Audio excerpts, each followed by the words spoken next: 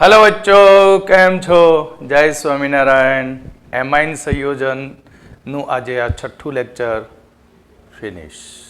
बराबर। एमाइन संयोजन अंदर आपणे आज एरोमेटिक एमाइन संयोजन विषे जोईशुं अने ए एरोमेटिक एमाइन नी इलेक्ट्रॉन अनुरागी विस्थापन प्रक्रिया भणीशुं। अहीं एनिलीन में रहेलो NH2 समूह के जेना नाइट्रोजन पर अबंधकारक इलेक्ट्रॉन युग्म आवेलू छे। परिणामे रेजोनन्स ने लीधे एनिलीन ऑर्थो और पेरा स्थान पर इलेक्ट्रॉन की घनता में वधारो थाय छे। अने ज्यारे इलेक्ट्रॉन अनुरागी प्रक्रिया करीए तो इलेक्ट्रॉन अनुरागी प्रक्रिया अंदर तमने याद हशे के तेमा एक पॉजिटिव आयन आवतो होय छे जेना इलेक्ट्रॉन नी शुं होय छे उणप होय छे अने ए पॉजिटिव आयन एनिलीन ना ऑर्थो अने पेरा स्थान उपर एटेक करे अने एना लीधे आपणने ऑर्थो अने पेरा विस्थापित बे निपजोनुं मिश्रण मळतुं होय छे।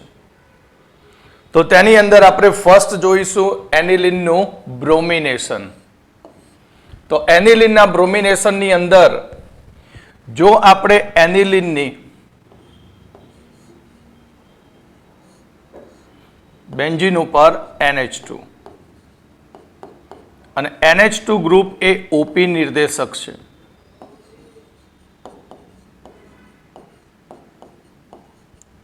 तेनी आपणे ओरडाना तापमाने ब्रोमीन जળ સાથે प्रक्रिया करीशुं।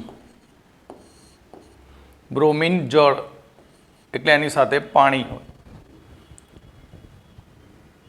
તો ઇલેક્ટ્રોફિલિક વિસ્થાપન પ્રક્રિયાથી એક સાથે ત્રણ સ્થાન ઉપર એટેક થશે NH2 Br Br અને Br પ્લસ 3HBr અને 1 2 3 4 5 6 तो 2 4 6 ट्राइब्रोमो एनिलीन मळे छे जेना सफेद अवक्षेप होय छे। सफेद अवक्षेप होय छे। आनी उपरथी तमने नीटनी अंदर MCQ पूछी सके कि 1 मोल एनिलीन ना ब्रोमिनेशन माटे केटला ग्राम ब्रोमीन नी जरूर पड़े। तो इक्वेशन उपरथी तमारे एनो आंसर आपवो पड़े। तो अहींया ब्रोमीन केटला छे 6 तो 6 गुणिया ब्रोमीन नु मोलर दर आंसर मळी जाए एवुं जरूरी नथी कि तमने गमे ते रीते MCQ पूछे मोल कॉन्सेप्ट आधारित के 0.5 मोल एनिलीन ना ब्रोमिनेशन माटे केटला मोल ब्रोमीन जळनी जरूर पड़े तो अपन स्टोकियोमेट्री अनुसार तमे एनो आंसर आपी सको छो। तो अहींया आपणने एक साथे त्रिविस्थापित निपज मळी 2,4,6 ट्राइब्रोमो एनिलीन। पण जो आपणे फक्त मोनोविस्थापित निपज मेळववी होय એટલે એક જ BR एंट्री आपवी होय तो तेना माटे एनिलीन नु एसिटिलेशन करवू पड़े અને એ એનિલીન ના એસિટિલેશન કર્યા પછી તેનું આપણે ब्रोमीन ना एसिटिक एसिड माना द्रावण साथे प्रक्रिया करिए तो आपने ऑर्थोब्रोमो एसिटेनिलाइड અને પેરાબ્રોમો એસિટેનિલાઇડ મળે અને એ એસિટેનિલાઇડ નું પછી હાઇડ્રોલિસિસ જળ વિભાજન કરવાથી આપણને મોનોબ્રોમો એનિલીન નિપજ મળે છે। તો આપણે આનું ઇક્વેશન બનાવીએ ચલો કે અહીંયા એનિલીન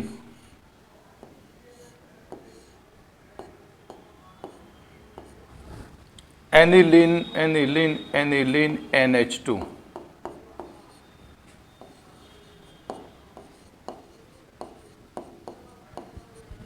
तो एनिलीन नी आपणे एसिटिक एनहाइड्राइड साथे प्रक्रिया करिए CH3CO ટ્વાઇસ O. તો એસિટિક એનહાઇડ્રાઇડમાંથી એક એસાઇલ NH2 સાથે વિસ્થાપન પ્રક્રિયા આપશે અને NHCOCH3 નિપજ એસિટાનિલાઇડ. અહીંયા તમે જો બે એસાઇલ ગ્રુપ હતા તો માઇનસ CH3COO અહીંયાથી નીકળ્યો H. હવે આનું આપણે શું કરીશું? બ્રોમિનેશન.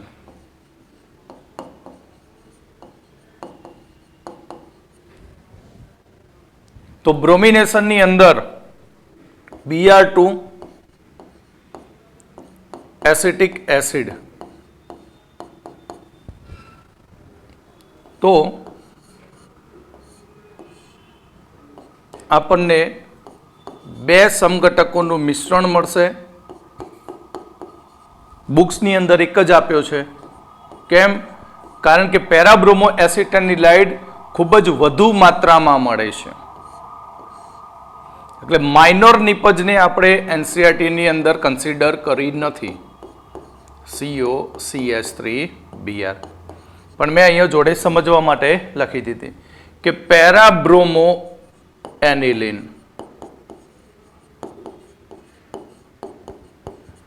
અને અહીંયા આપણને મળી ઓર્થોબ્રોમો એનિલિન.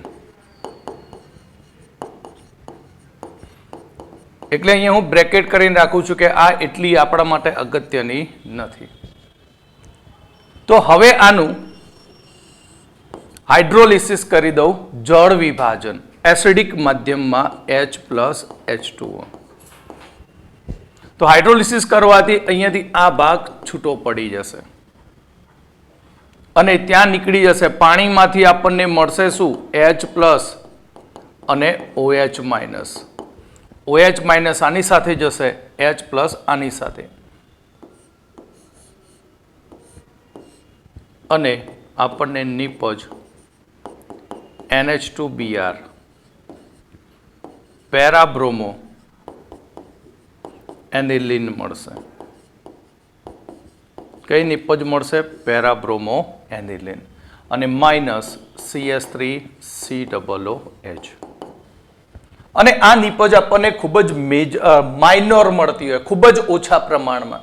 તો આની પણ તમે આ જ રીતે પ્રક્રિયા કરીને ઓર્થોબ્રોમો એનિલિન મેળવી શકો છો.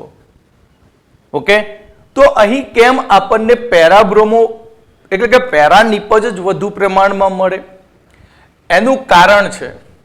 એનું કારણ તમે જુઓ કે અહીંયા આપણું આ NHCOCH3 છે, એટલે આ N, સપોઝ અહીંયા આ H અને અહીંયા C++OCH3 છે. આની ઉપર લોન પેર છે. તો તમે જાણો છો કે લોન પેર સિગ્મા પાઈ, એટલે આ લોન પેર અંદર એન્ટ્રી મારશે એટલે આ ઇલેક્ટ્રોન ઓક્સિજન ઉપર ખેંચી જશે, કારણ કે ઓક્સિજનની વિદ્યુત ઋણતા વધુ છે. એટલે અહીંયાથી આ ઇલેક્ટ્રોનનું સપ્લાય જે અંદર જતો હતો એ હવે કઈ તરફ જશે? ઓક્સિજન તરફ. અને એ ઓક્સિજન તરફ જવાને કારણે ઓર્થો સ્થાન ઉપર આપણને ઇલેક્ટ્રોનની ડેન્સિટી ઓછી મળે. ઇફેક્ટ ઝડપી આની ઉપર થાય, પેરા ઉપર પછી થશે. એટલે અહીંયા એનિલાઇડમાં સંસ્પંદન થતું હોવાથી નાઇટ્રોજનનું અબંધકારક ઇલેક્ટ્રોન યુગ્મ જે ઓક્સિજન પરમાણુ સાથે આ રીતે આંતરક્રિયા કરે છે. તેથી સંસ્પંદન માટે બેન્ઝીન વલયને સરળતાથી ઇલેક્ટ્રોન પ્રાપ્ત થઈ શકતો નથી. કેવી રીતે? જુઓ કે અહીંયા આપણે આ એનિલિન છે. ઓકે, હવે એની આપણે એસિટિક એનહાઇડ્રાઇડ સાથે પ્રક્રિયા કરવાથી NHCOOCH3 થયું. તો અહીંયા લોન પેર હતું, એટલે આને ઓક્સિજન સાથે આંતરક્રિયા કરી રેઝોનન્સ કર્યું. તો એ રેઝોનન્સ થવાને કારણે તમે જો બંધારણની અંદર અહીંયા બંધારણમાં તમને અહીંયા અબંધકારે N+ મળશે અને અહીંયા બની જશે ડબલ બોન્ડ ઓક્સિજન માઇનસ અને આ CH3. તો જ્યારે એકલું એનિલિન હતું ત્યારે અહીંયાથી સપ્લાય ઇલેક્ટ્રોનનો બેન્ઝીન વલયમાં ગયો, પણ આ પોઝિટિવ થયો એટલે આ ઇલેક્ટ્રોન શું કરે, બહાર ખેંચી લે. એટલે કહેવામાં આવે છે કે બેન્ઝીન વલયને સરળતાથી ઇલેક્ટ્રોન ઓક્સિજન પડોશમાં હોવાને કારણે સહેલાઈથી પ્રાપ્ત થતો નથી. આથી આપણે NHCOCH3 સમૂહને ક્રિયાશીલ અસર NH2 અસરને શું કરે, ઘટાડી દે છે. આ સમૂહ બનવાને લીધે જે એનિલિનના NH2 ને ઇલેક્ટ્રોન બેન્ઝીન વલયમાં નાખવાની જે ટેન્ડન્સી પ્રકૃતિ હતી એને શું કરે, એ ઘટાડે છે. માટે આપણને અહીંયા એનિલિનનું એસિટેનિલાઇડ બનાવવાથી ફક્ત પેરા વિસ્થાપિત નિપજ મળતી હોય છે. હવે એનિલિનનું નાઇટ્રેશન. તો નાઇટ્રેશન તો તમને બધાને જ ખબર છે. નાઇટ્રેશનમાં બે જ પ્રક્રિયક વપરાય, સાંદ્ર HNO3 અને H2SO4. તો આપણે અહીંયા એનિલિન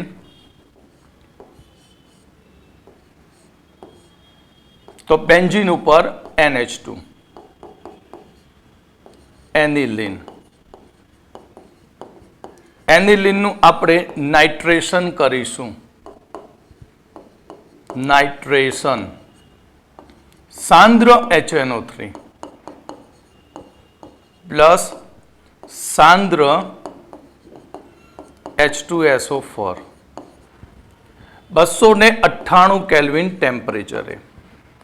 તો નાઇટ્રેશનની અંદર તમે જાણો છો કયો ઇલેક્ટ્રોન અનુરાગી બને, NO2+. હવે આ NO2+ આની ઉપર એટેક કરશે. એટેક કરે તો આ ગ્રુપ આપણું કયું છે, ઓર્થો પેરા નિર્દેશક. પણ અહીંયા એક સરસ મજાની વાત છે કે જ્યારે એનિલિનનું આપણે નાઇટ્રેશન કરીએ છીએ ત્યારે મેટા નિપજ પણ મળે છે. આ para nitro aniline plus meta nitro aniline.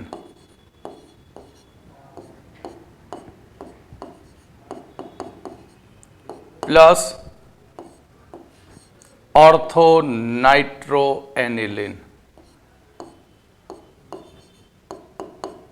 NH2NO2 para nitro aniline meta nitro aniline અને ઓર્થો નાઇટ્રો એનિલિન. તો મજાની વાત એ છે કે અહીંયા ઓર્થો પેરા હોવા છતાં મેટા નિપજ મળી, એ પણ 47%. 47%. જ્યારે ઓર્થો નિપજ આપણને ઓનલી 2% મળે, જ્યારે પેરા નિપજ આપણને 51% મળતી હોય છે. તો આમ થવાનું કારણ શું કે જ્યારે આપણે એસિડિક માધ્યમની અંદર પ્રક્રિયા કરીએ છીએ ત્યારે એસિડનો H+ જે એનિલિન જે છે એ એનિલિનના લોન પેર ઇલેક્ટ્રોનને મેળવીને NH3+ આવીન બનાવી દે. કોઈન બનાવી દે NH3+. અને NH3+ બન્યો એટલે ઇલેક્ટ્રોન આકર્ષક સમૂહ બની ગયો. કયો સમૂહ બની ગયો? ઇલેક્ટ્રોન આકર્ષક સમૂહ. એટલે આ ઇલેક્ટ્રોનને બહારની તરફ ખેંચે, જેના લીધે ઓર્થો અને પેરા સ્થાન ઉપર ઇલેક્ટ્રોનની ઘનતામાં ઘટાડો થાય. માટે અહીંયા આપણને મેટા નિપજ પણ મળતી હોય છે, કારણ કે એસિડિક માધ્યમમાં પ્રક્રિયા થાય છે. કયા માધ્યમમાં પ્રક્રિયા થશે? એસિડિક માધ્યમમાં. સમજી ગયા? તો અહીંયા જ્યારે એનિલિનનું સાંદ્ર નાઇટ્રિક એસિડ દ્વારા અને સાંદ્ર H2SO4 વડે 298 કેલ્વિન તાપમાને નાઇટ્રેશન કરીએ તો ઓર્થો અને પેરા નાઇટ્રો એનિલિનની સાથે સાથે મેટા નાઇટ્રો એનિલિન પણ બને, કારણ કે એસિડિક માધ્યમમાં એનિલિનનો નાઇટ્રોજન ઇલેક્ટ્રોનનું દાન આપીને થોડો ઘણો એનિલિનિયમ આયન બનાવે છે. અને એ એનિલિનિયમ આયનનો NH3+ એ ઇલેક્ટ્રોન આકર્ષક સમૂહ જે બેન્ઝીન વલયમાંથી ઇલેક્ટ્રોનને પોતાની તરફ ખેંચે, જેના લીધે ઓર્થો અને પેરા સ્થાન ઉપર ઇલેક્ટ્રોનની ઘનતા ઘટે, માટે NO2+ નું એટેક ઓર્થો પેરામાં થાય નહીં. તેના સ્થાને કયા સ્થાનમાં થઈ ગયું? મેટા સ્થાનમાં થતું હોય છે. ઓકે, હવે આપણે આગળ એક વિસ્થાપિત નિપજ મેળવીશ. તો એક વિસ્થાપિત નિપજ માટે તો એક જ કન્ડિશન આપણી શું? એસિટિલેશન. શું કરી દેવાનું? એસિટાઇલેશન અથવા એસિટિલેશન કરીશું. ચલો લેશન કરી દઈએ આપણે. તો અહીંયા આપણે લઈશું એનિલીન, બેન્ઝીન ઉપર NH2, એનિલીન. એનિલીનની આપણે સૌથી પહેલા એસિટાઇલ ક્લોરાઇડ લઈ શકો બેટા, એસિટિક એનહાઇડ્રાઇડ પણ લઈ શકીએ. તો અહીંયા આપણે લઈશું acetic anhydride CH3 twice O. તો અહીંયા બનશે એસિટેનિલાઇડ. તો અહીંયા એસિટેનિલાઇડ NHCO CH3, તો માઇનસ CH3COOH નિપજ મળશે આપણને એસિટાનિલાઇડ. આનું IUPAC નામ ખબર છે? આ ભાગ એમાઇડ બન્યો તો N-ફિનાઇલ ઇથેનેમાઇડ. હવે આનું આપણે શું કરીશું? નાઇટ્રેશન. સાંદ્ર HNO3 પ્લસ સાંદ્ર H2SO4. નાઇટ્રેશન. તો પાણી તો નીકળી જ જાય નાઇટ્રેશનમાં. NO2+ બનશે. તો અહીંયા આપણે ફક્ત એક જ નિપજ લખીશું. કઈ? પેરાવાળી. તો NHCO CH3, એટલે કે પેરા નાઇટ્રો એસિટાનિલાઇડ. હવે આનું આપણે હાઇડ્રોલિસિસ જવી કરીશું. જળ વિભાજન કરીએ તો H+ અને H2O. તો H2O ની OH માયા આને લઈને નીકળી જાય. તો H2O ની OH માયા CH3CO ને લઈને નીકળે તો બની જાય એસિટિક એસિડ. અને આપણને મેજર નિપજ પેરાનાઇટ્રો એનિલીન મળશે. કઈ નિપજ મળશે? પેરાનાઇટ્રો એનિલીન. ઓકે, તો આ હતો આપણું નાઇટ્રેશન. હવે આપણે સલ્ફોનેશન. એનિલીનની સાંદ્ર સલ્ફ્યુરિક એસિડ સાથે પ્રક્રિયા કરીએ. એનિલીન બેન્ઝીન ઉપર અહીંયા NH2 એનિલીન. હવે આ એનિલીનની આપણે સાંદ્ર સલ્ફ્યુરિક એસિડ સાથે પ્રક્રિયા કરીએ. તો સાંદ્ર સલ્ફ્યુરિક એસિડમાં H+ અને બીજું શું હોય છે? HSO4-. એટલે પ્લસ આના લોન પેરને મેળવે અને તેનું લોન પેર મેળવે એટલે બની જાય એનિલિનિયમ. શું બની જાય? એનિલિનિયમ. NH3+ બને અને પ્લસ હોય ત્યાં ઋણ આયન એની સાથે જોડાઈ જાય અને HSO4-. એટલે એનિલિનિયમ હાઇડ્રોજન સલ્ફેટ મળશે. હવે આ એનિલિનિયમ હાઇડ્રોજન સલ્ફેટ બન્યો તેને આપણે 453 થી 473 કેલ્વિન તાપમાને ગરમ કરીશું અને તેને ગરમ કરવાથી એક સરસ મજાની નિપજ મળશે. પાણી નીકળી જશે અને અહીંયા પેરા સ્થાનમાં SO3H સમૂહ આવી જશે અને અહીંયા મળશે NH2. એટલે અહીં સૌથી સિનિયર ગ્રુપ સલ્ફોનિક એસિડ, એટલે આ નંબર 1 બની જાય. 2, 3 અને આ 4. એટલે આપણને 4-એમિનો બેન્ઝીન સલ્ફોનિક એસિડ મળે છે. 4-એમિનો બેન્ઝીન સલ્ફોનિક એસિડ, જેને સલ્ફાનિલિક એસિડ કહે છે. સલ્ફાનિલિક એસિડ કહેવાય છે. આ કમ્પાઉન્ડ એવો છે કે જે ઉભય ગુણધર્મી છે. કેમ? કારણ કે અહીં આ કમ્પાઉન્ડની અંદર, આ સંયોજનની અંદર આપણા જોડે NH2 છે, તે NH2 બેઝિક ગુણધર્મ છે, બેઝ છે. જ્યારે SO3H છે તે એસિડ છે. એટલે આ સંયોજન એસિડ સાથે પ્રક્રિયા આપી શકે અને આ ભાગ બેઝ સાથે પણ પ્રક્રિયા આપી શકે. માટે સલ્ફાનિલિક એસિડમાંથી આપણને એક ચીટર આયન મળશે. ચીટર નહીં બે, જ્વિટર. કયો આયન? જ્વિટર. બરાબર, ખાસ MCQ માટે યાદ રાખજો. કયો આયન મળશે? જ્વિટર. એટલે અહીંયા SO3 માઇનસ, અહીંયા બની જશે NH3+. આનો એસિડિક H+ આની જોડે જશે અને આ રીતે આપણને જ્વિટર આયન મળશે. બરાબર, જ્વિટર આયન બે આઇટમો બનાવી શકે. એક સલ્ફાનિલિક એસિડ અને બીજો છે એમિનો એસિડ. કારણ કે એમિનો એસિડની અંદર એસિડ ગ્રુપ છે અને એમિનો સમૂહ છે. એટલે જ્યાં એમિનો અને એસિડ આવતું હોય, ચાહે કાર્બોક્સિલિક એસિડ હોય કે સલ્ફોનિક એસિડ, તો ત્યાં આપણને જ્વિટર આયન મળતો હોય છે. Okay,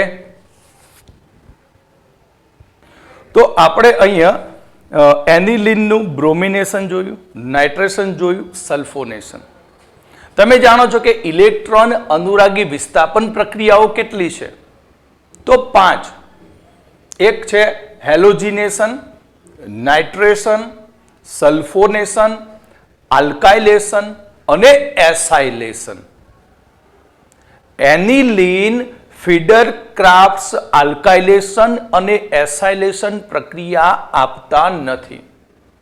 Y? કેમ? કારણ કે એનિલિનનો આ પોષણ જે છે એ બેઝિક છે. નાઇટ્રોજન લોન પેરનું દાન આપે એટલે બેઝ છે. અને આલ્કાઇલેશન અને એસાઇલેશનની અંદર આપણે ઉદ્દીપક તરીકે વાપરીએ છીએ નિર્જલ AlCl3 અથવા BF3 વાપરી શકાય અથવા FeCl3 વાપરી શકાય. આ જે ઉદ્દીપકો છે એ બધા જ લુઈસ એસિડ છે અને લુઈસ એસિડ હોવાથી તે આની સાથે સોલ્ટ બનાવી દે. એસિડ બેઝ રિએક્શનથી શું બની જાય? આનો સોલ્ટ બને. માટે આપણે અહીં એનિલિનનું ફિડલ ક્રાફ્ટ્સ આલ્કાઇલેશન કે એસાઇલેશન કરી શકતા નથી. તો એની આપણે નોંધ જોઈ લઈએ. તો એલ્યુમિનિયમ ક્લોરાઇડ અહીંયા AlCl3 સાથે તે સોલ્ટ બનાવે. કેમ બનાવે સોલ્ટ? કારણ કે એનિલિન ફિડલ ક્રાફ્ટ્સ આલ્કાઇલેશન એસાઇલેશન પ્રક્રિયા નથી આપતું. એનું કારણ કે લુઈસ એસિડ છે અને લુઈસ એસિડ જે આપણે ઉદ્દીપક તરીકે પ્રક્રિયામાં વાપરીએ છીએ, પરંતુ તે લુઈસ એસિડ એનિલિનના નાઇટ્રોજન પરમાણુ સાથે શું કરે? રિએક્શન કરે અને નાઇટ્રોજનના ઇલેક્ટ્રોનને પોતે ખેંચી લે અને નાઇટ્રોજનના ઉપર ધન વીજભાર કરે અને ધન વીજભાર કરે તો અહીંયા તે અક્રિય કારક સમૂહ તરીકે વર્તે. માટે તે પ્રક્રિયા આપતો નથી. તો હવે આપણે જોઈશું ડાયઝોનિયમ સોલ્ટ. ડાયઝોનિયમ સોલ્ટ એ એનિલિનમાંથી મેળવી શકાય છે. ડાયઝોનિયમ સોલ્ટનું સૂત્ર છે Rn2+Cl-. ક્યારેક AR પણ લખી શકાય છે. બરાબર, આપણે અહીંયા R તરીકે એરાઇલ સમજીશું. R એટલે એરાઇલ ગ્રુપ છે. એટલે કે Rn2+ અને X-. જ્યાં X તરીકે કયા નેગેટિવ આયન હોઈ શકે? Cl, Br, HSO4- અને BF4- હોઈ શકે. તો અહીં ડાયઝોનિયમ સંયોજનોના નામ કેવી રીતે બને? તો ડાયઝોનિયમ સંયોજન બનાવવા માટે આપણે સૌથી પહેલો લીધો છે જનક. શું લીધું છે? જનક. જનક એટલે આ બેન્ઝીન. હવે આ બેન્ઝીન જનક જે હાઇડ્રોકાર્બન છે એ હાઇડ્રોકાર્બનના નામની પાછળ આના લીધે તેના નામની પાછળ લાગે ડાયએઝોનિયમ અને એ ડાયએઝોનિયમ લખ્યા પછી તેની પાછળ ઋણ આયનનું નામ લખવામાં આવે છે. જેમ કે બેન્ઝીન ઉપર N2+ HSO4- N 2 plus HSO4 minus, તો benzene diazonium sulphate, hydrogen sulphate. એ જ પ્રમાણે અહીંયા N પ્લસ Br માઇનસ, તો બેન્ઝીન ડાયઝોનિયમ બ્રોમાઇડ. Cl મૂક્યા તો બેન્ઝીન ડાયઝોનિયમ ક્લોરાઇડ બને. જેમાં N2 પ્લસ આયન જે છે એને ડાયઝોનિયમ સમૂહ કહેવામાં આવે છે. જેને શું કહેવામાં આવશે? ડાયઝોનિયમ સમૂહ કહે છે. તો ડાયઝોનિયમ સમૂહની અંદર આપણે અહીંયા ભણી ગયા કે એલિફેટિક પ્રાથમિક એમાઇનમાં પણ આપણને મળે છે આ રીતે ડાયઝોનિયમ સોલ્ટ, જે તમને શીખવાડ્યું હતું કે CH3 CH2 N2 plus Cl minus. But આ જે આલ્કાઇલ ડાયઝોનિયમ સોલ્ટ છે તે અતિ અસ્થાયી છે. તે તરત જ નાઇટ્રોજન વાયુ મુક્ત કરી દે અને આલ્કોહોલમાં કન્વર્ટ થઈ જાય છે. જ્યારે પ્રાથમિક એરોમેટિક એમાઇનમાંથી મળતો એરિન ડાયઝોનિયમ, આ સોલ્ટ એ નીચા તાપમાને -273 થી 278 કેલ્વિન એટલે 0 થી 5 અંશ સેલ્સિયસ તાપમાનની વચ્ચે થોડાક સમય માટે સ્થાયી રહેતો હોય છે. સ્થાયી રહેવા માટે જવાબદાર રેઝોનન્સ છે. કારણ કે ડાયઝોનિયમ સોલ્ટની અંદર 2 નાઇટ્રોજન ત્રિબંધથી જોડાયેલા હોય છે, જેમાં એક નાઇટ્રોજન ઉપર લોન પેર હોય છે. એક નાઇટ્રોજન ઉપર શું આવેલું હોય છે? લોન પેર હોય છે. એટલે આ લોન પેર અને આ પ્લસ માટે આ ઇલેક્ટ્રોન નાઇટ્રોજન ઉપર શિફ્ટિંગ કરે તો તે સમયે આ પ્લસને કારણે આ ઇલેક્ટ્રોન કોની તરફ આવશે? પાયબંધનું N પ્લસ તરફ. અને N તેનો પોઝિટિવ ચાર્જ ગુમાવતો નથી. અને એ રેઝોનન્સ થવાથી ઓર્થો સ્થાન ઉપર plus double bond N plus double bond અને N માઇનસ. હવે જ્યારે પ્લસ બની જાય એટલે પ્લસ સિગ્મા પાઈ, ફરી પાછું લોન પેર અહીંયા પાયબંધ અહીંયા શિફ્ટ થાય. જેવો પાયબંધ શિફ્ટ અહીંયા થશે એટલે પેરા સ્થાનમાં તરત જ પોઝિટિવ ચાર્જ ઉત્પન્ન થશે. હવે ફરી પાછો પડોશનો પ્લસ સિગ્મા પાઈ, તો ફરી પાછું લોન પેર અહીંયા આવશે, તો અહીંયા ઓર્થો સ્થાન ઉપર પોઝિટિવ ચાર્જ બની જાય. તો આ રેઝોનન્સને કારણે અહીંયા આપણને એરિન ડાયઝોનિયમ થોડો ઘણા સમય માટે સ્થાયી મળતો હોય છે. જ્યારે આલ્કાઇલ ડાયઝોનિયમ સોલ્ટ જે બને છે એ આલ્કાઇલ ડાયઝોનિયમ સોલ્ટમાં આપણને રેઝોનન્સ સંસ્પંદન બંધારણો મળતા નથી. ઓકે, તો હવે આપણે એની બનાવટ, તો બનાવટ તો આગળ શીખી ગયા કે બેન્ઝીન એનિલિનની નાઇટ્રસ એસિડ સાથે પ્રક્રિયા કરતા બેન્ઝીન ડાયઝોનિયમ નો સોલ્ટ મળતો હોય છે. આ પ્રક્રિયાની અંદર આપણે સૌથી પહેલા શું કહ્યું તું? યાદ કરો કે નાઇટ્રસ એસિડ આપણે સ્ટોર કરી શકતા નથી, જે અસ્થાયી છે. એટલે અહીંયા આપણે તાજો બનાવેલો નાઇટ્રસ એસિડ લેવો પડે. એટલે પ્રક્રિયાની અંદર એનિલિનની સાથે આપણે ટેમ્પરેચર 0 થી 5 અંશ સેલ્સિયસ તાપમાન એટલે 273 થી 278 કેલ્વિન તાપમાન જાળવી રાખી તેની અંદર મંદ HCl ઉમેરીશું. અને એ મંદ HCl ઉમેર્યા પછી તેની અંદર સોડિયમ નાઇટ્રાઇટનું ઠંડુ જલીય દ્રાવણ ધીમે ધીમે ઉમેરતા જઈશું. અને જ્યારે ધીમે ધીમે ઉમેરીશું ત્યારે અહીંયા સોડિયમ નાઇટ્રાઇટ અને હાઇડ્રોક્લોરિક એસિડ વચ્ચે પ્રક્રિયા થવાથી ત્યાં નાઇટ્રસ એસિડ ઉત્પન્ન થશે. અને એ જ નાઇટ્રસ એસિડ પ્રાથમિક એરોમેટિક એમાઇન સાથે પ્રક્રિયા કરીને ડાયઝોનિયમ સોલ્ટ બનાવશે. તો ડાયઝોનિયમ સોલ્ટ બનાવવાની આ પ્રક્રિયાને ડાયએઝોટાઇઝેશન પ્રક્રિયા કહેવામાં આવે છે. અહીં જે ડાયઝોનિયમ સોલ્ટ મળે છે એ સોલ્ટ એ અસ્થાયી હોય છે, એ ટેમ્પરરી જ હોય. એને આપણે સ્ટોર નથી કરી શકતા, જરૂર પડે ત્યારે જ એને ઓન ધ સ્પોટ બનાવવો પડે.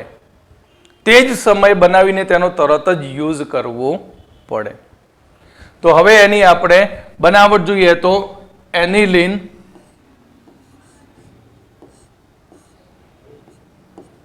બેન્ઝીન ઉપર NH2 એનિલિન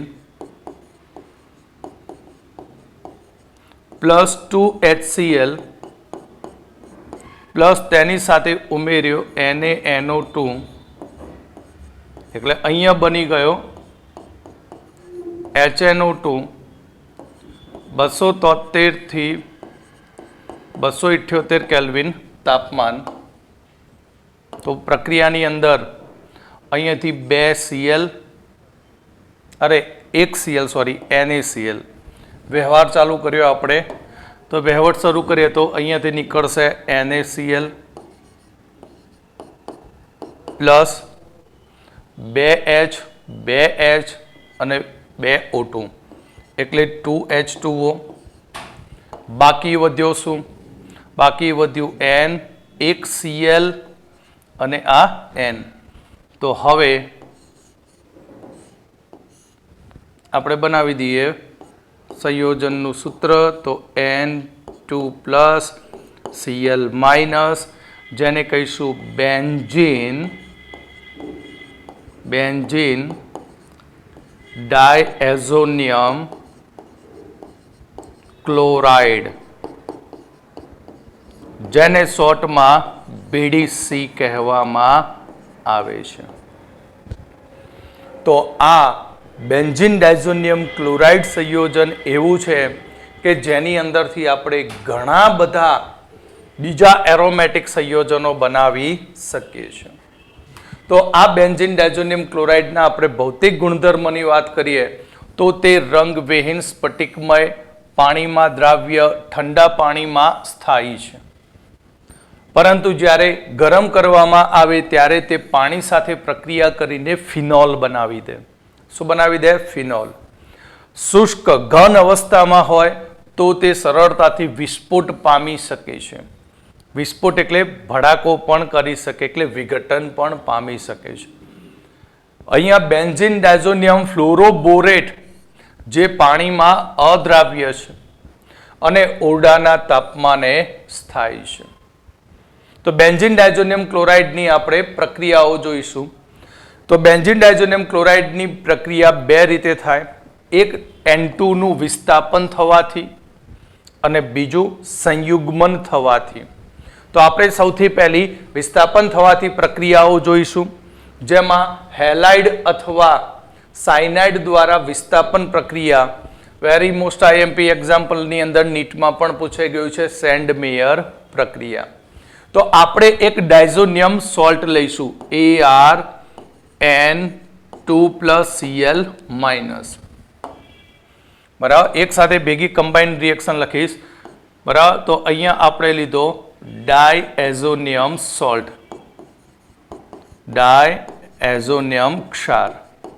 હવે આ ડાયએઝોનિયમ ક્ષારની અહીંયા આપણે ક્યુપ્રસ ક્લોરાઇડ CuCl નું HCl ની અંદર બનાવેલા દ્રાવણ સાથે પ્રક્રિયા કરીએ તો આ Cl વડે આ ભાગનું વિસ્થાપન થઈ જશે અને બની જશે ArCl પ્લસ N2 વાયુ મુક્ત થશે પ્લસ HCl છૂટો પડશે. H હતો, અહીંયાથી Cl બહાર આવ્યો એટલે અહીંયા આપણને ક્લોરોબેન્ઝીન મળશે. આ જ પ્રમાણે ક્યુપ્રસ બ્રોમાઇડનું HBr ની અંદર દ્રાવણ બનાવીએ તો ફરીથી અહીંયા Ar બની જશે Br પ્લસ N2 વાયુ મુક્ત થશે પ્લસ HCl અને બ્રોમોબેન્ઝીન મળશે. અને જો આપણે ક્યુપ્રસ સાયનાઇડનું CuCN પ્લસ તેની પોટેશિયમ સાયનાઇડના દ્રાવણ સાથે પ્રક્રિયા કરીએ તો ધ્યાન રાખજો, અહીંયા મળશે સાયનોબેન્ઝીન, બેન્ઝીન નાઇટ્રાઇલ, N2 વાયુ મુક્ત થશે પ્લસ HCl અરે KCN sorry KCl plus KCl. તો આ એક સામાન્ય પ્રક્રિયા હતી. હવે આપણે બેન્ઝીન લઈને પ્રક્રિયા લખીએ આની. તો અહીંયા આપણે બેન્ઝીન ડાયઝોનિયમ ક્લોરાઇડ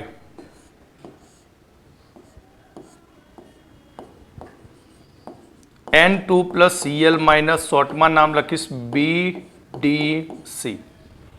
યાદ રાખવી ખૂબ જ સહેલી, એક સાથે ત્રણ પ્રક્રિયા કમ્બાઈન આ રીતે બનાવી દો તો CuCl પ્લસ HCl, જેમાં Cu ની ઓક્સિડેશન અવસ્થા +1 છે, માટે એને કહેવાય ક્યુપ્રસ ક્લોરાઇડ. તો HCl માના ક્યુપ્રસ ક્લોરાઇડના દ્રાવણ સાથે પ્રક્રિયા કરીએ તો અહીંયા આપણને Cl લાગી જશે, પ્લસ N2 વાયુ મુક્ત થશે, પ્લસ HCl, અને નિપજ બની જશે ક્લોરોબેન્ઝીન. નિપજ શું બની જશે? ક્લોરોબેન્ઝીન. એ જ પ્રમાણે અહીંયા આપણે લઈશું CuBr પ્લસ HBr, હાઇડ્રોબ્રોમિક એસિડમાંના ક્યુપ્રસ બ્રોમાઇડ સાથે એને ગરમ કરીએ, થોડુંક હીટ આપીશું. તો અહીંયા આપણને Br દાખલ થશે, પ્લસ N2 વાયુ મુક્ત થશે, પ્લસ HCl, અને નિપજ મળશે આપણને બ્રોમોબેન્ઝીન. તે જ પ્રમાણે અહીંયા આપણે શું લઈશું? Cuprous cyanide CuCN plus potassium cyanide. તો અહીંયા Cn દાખલ થશે, પ્લસ N2 વાયુ મુક્ત થશે, પ્લસ KCl મળશે, અને નિપજ બેન્ઝીન નાઇટ્રાઇલ મળશે. શું મળશે? Benzene nitrile. ઓકે, તો આ રીતે બીજી એક એક્સ્ટ્રા પ્રક્રિયા છે, તે પણ આપણે જોઈએ. તો સેન્ડ મેયરની જેમ એક બીજી પ્રક્રિયા છે ગાટરમેન કોચ. બરાબર. તો ગાટરમેન કોચની અંદર કોપર પાવડરની હાજરીમાં આપણે HBr અથવા HCl સાથે પ્રક્રિયા કરવામાં આવે તો આપણને નિપજ તરીકે ક્લોરોબેન્ઝીન અને બ્રોમોબેન્ઝીન મળે છે. એટલે આપણે એક સામાન્ય પ્રક્રિયા લખીએ, Ar N2+ અને X-. હવે આને આપણે કોપર પાવડરની હાજરીમાં, તો કોપર પાવડરની હાજરીમાં HCl સાથે ગરમ કરીએ, HBr સાથે ગરમ કરીએ, તો આપણને નિપજ તરીકે ArCl પ્લસ N2 વાયુ ઉડી જશે, પ્લસ CuX. તે જ પ્રમાણે ArBr પ્લસ N2 વાયુ મુક્ત થશે, પ્લસ CuX, પ્લસ શું આવશે? CuX. તો અહીંયા benzene diazonium chloride BDC, benzene ઉપર N2+, તો BDC, તો બેન્ઝીન ડાયઝોનિયમ ક્લોરાઇડની કોપર પાવડર સાથે આપણે પ્રક્રિયા કરીશું HCl, તો નિપજ ક્લોરોબેન્ઝીન બની જશે, બેન્ઝીન ઉપર Cl, ક્લોરોબેન્ઝીન પ્લસ N2 વાયુ મુક્ત થશે, પ્લસ CuCl. તે જ પ્રમાણે HBr સાથે પ્રક્રિયા કરી તો અહીંયા આપણે Br લખી દઈએ, ગમે તે ખૂણા ઉપર ચાલે, બ્રોમોબેન્ઝીન પ્લસ N2 વાયુ મુક્ત થશે, પ્લસ CuCl. તો આ થઈ ગેટરમેન કોચ પ્રક્રિયા. તો આજનું લેક્ચર આપણે ખૂબ જ શોર્ટ રાખીએ છીએ, કારણ કે હજુ થોડી વધારે પ્રક્રિયાઓ છે, પણ જો બધી પ્રક્રિયા એક સાથે લઈ લઈશ તો પછી તમે કન્ફ્યુઝ થશો, એટલે બાકીની નેક્સ્ટ લેક્ચરમાં આપણે કમ્પ્લીટ કરીશું. એ પણ શોર્ટ લેક્ચર હશે.